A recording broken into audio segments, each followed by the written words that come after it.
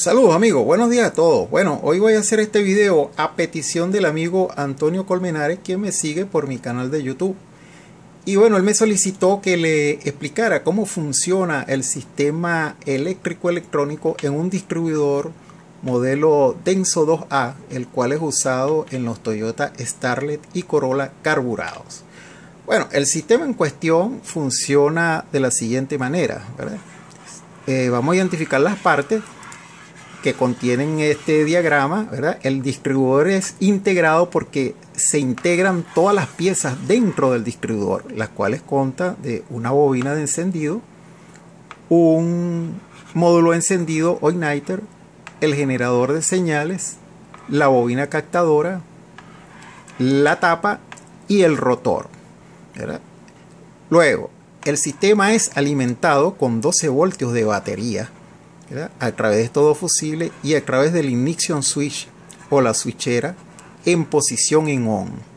Luego, a través de este enchufe se alimenta el distribuidor por el cable marrón. Entonces el cable marrón trae el voltaje de la batería hacia el módulo de encendido y hacia la bobina de encendido para alimentar tanto el circuito primario como el circuito secundario. A su vez también tenemos aquí otro cable, que es un cable negro, que es solamente para la indicación de RPM en el clúster, el cual nos va a indicar las vueltas con que está girando el motor, y dicha señal se genera dentro del módulo encendido. Tenemos un conector de servicio aquí, que no todos los modelos lo traen, que es para chequear la señal que produce el módulo encendido, pero solamente es posible medirla con un osciloscopio. Aquí tenemos el módulo encendido con una tierra, que esta tierra del distribuidor es hecha a través del motor y del motor a través del borne negativo de la batería, y el borne de la batería negativo va conectado a la carrocería. Luego, ¿cómo va a funcionar esto? Bueno, cuando el voltaje llega aquí, ¿verdad?, hacia el módulo encendido y a las dos bobinas, el motor está encendido. En el momento que el motor está encendido, gira el generador de señales y gira el rotor. Cuando el generador de señales gira, produce un voltaje mínimo, el cual es sensado por la bobina captadora. La bobina captadora envía esa señal hacia el módulo de encendido para activar este par de transistores NPN que están aquí. Ese voltaje va a llegar aquí a la base del transistor, y entonces el emisor está conectado a tierra. Entonces estamos esperando solamente la señal que pase a través del colector para que llegue aquí al otro extremo de la bobina de encendido, pero en el circuito primario.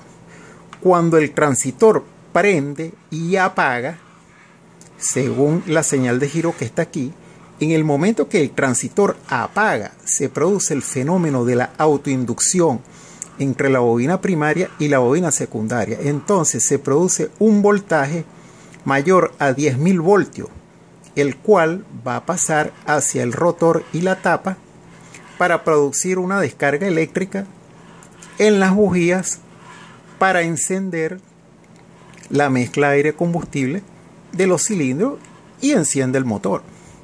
Así de fácil funciona esto. Un sistema que funciona con 12 voltios y se produce un alto voltaje en la bobina de encendido que sea capaz de saltar una chispa en los cilindros.